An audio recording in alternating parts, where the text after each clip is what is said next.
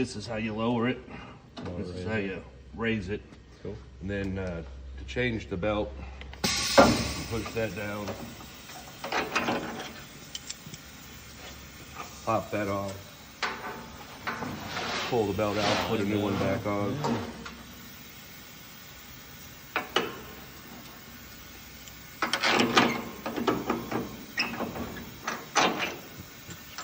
We've done this before.